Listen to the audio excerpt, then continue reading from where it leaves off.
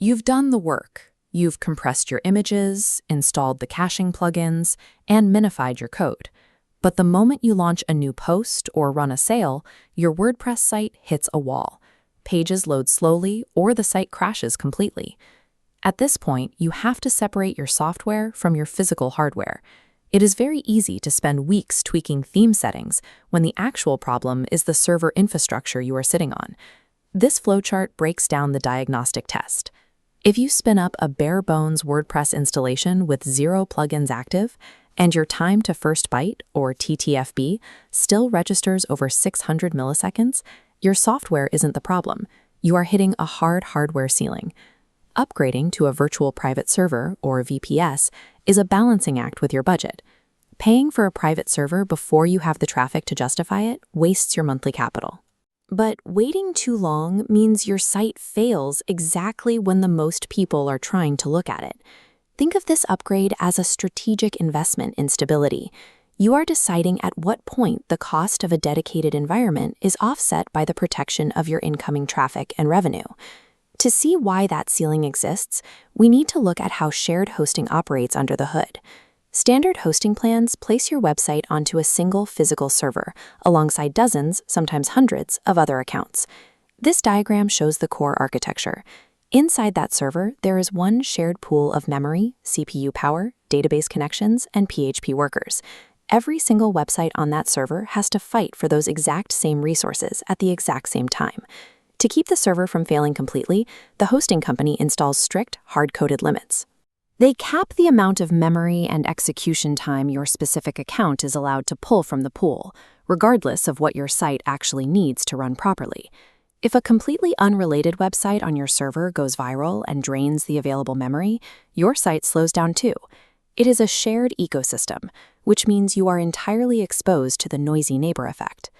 As you add more content, install complex plugins, and attract more visitors, your demand naturally exceeds that tiny allocated slice. The server denies your requests, and your visitors are left staring at blank screens and timeout errors. Let's look at what happens physically during a high-stakes moment, like sending out an email newsletter or launching a new product. Every incoming visitor request requires a PHP worker to process it. When a wave of traffic hits and you run out of worker slots, the server simply queues the incoming requests. Visitors wait seconds for a page to even begin loading, and if the queue gets too long, the server rejects them completely with a 503 error. This limitation becomes highly destructive if you are running an e-commerce store with WooCommerce. A standard visitor sees a cached page, which is easy to serve, but a shopper generates dynamic session data that bypasses caching entirely. The server runs a full database query for every cart item and checkout step, compounding into a massive processing bottleneck. A $10 a month shared plan keeps your monthly overhead low, but the bill comes due at the exact moment a customer enters their credit card information. When you rely on shared hosting for e-commerce, you actively sacrifice checkout reliability during peak traffic. The end result is direct, measurable revenue loss to abandoned carts. The structural fix to these bottlenecks is moving your site to a KVM virtual private server. On the left is a shared pool. On the right, a KVM architecture physically partitions the server. Your CPU and RAM are walled off and dedicated solely to your account. This isolated space lets you deploy NVMe storage and Redis caching, eliminating database bottlenecks.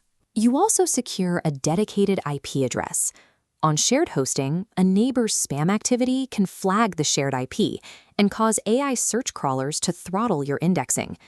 An isolated environment protects your search visibility from outside behavior. There are trade-offs to this architecture. A VPS requires a higher monthly financial commitment. Furthermore, unless you are comfortable managing Linux command lines and server firewalls, you will need to pay for a managed hosting plan. You accept a higher monthly invoice in exchange for guaranteed private hardware that no neighbor can touch, securing absolute stability for dynamic WordPress sites. If you manage multiple client sites or an agency portfolio, you have likely seen hosts advertise unlimited websites on a single shared plan. Placing 3 or 4 separate WordPress installations into one shared folder creates a severe security liability. A single outdated plugin on a low-traffic blog can give an attacker direct file system access to every other client site sitting in that same account. There is also a hidden operational risk with scheduled tasks. By default, WordPress actually relies on visitor traffic to trigger your automated backups through a system called WP Cron. Even when those tasks successfully trigger, shared hosting plans enforce strict PHP execution timeouts. The server will forcefully terminate a backup script after 30 or 60 seconds, silently leaving you with a corrupt, incomplete archive.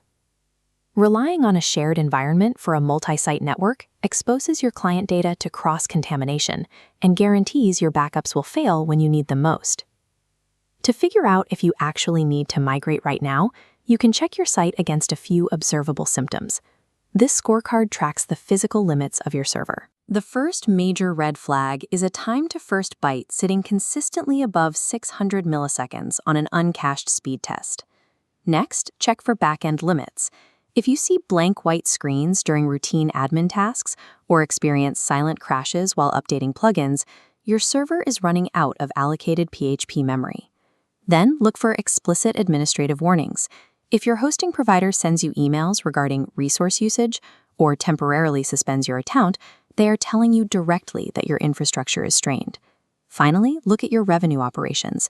Documented checkout timeouts in WooCommerce or 503 server errors logging inside Google Search Console during peak hours prove that paying customers and search bots are being blocked. If you are checking 2 or more of these boxes, the shared server is objectively acting as your bottleneck. The guesswork is over. It is time to upgrade. This matrix maps out exactly what you should do next based on your site's diagnostic profile. Let's start with the budget-conscious setup, down in the lower corner. If your traffic is light, you do not process payments, and your TTFB is under 400 milliseconds, stay exactly where you are, protect your capital, and let the shared hosting plan do its job.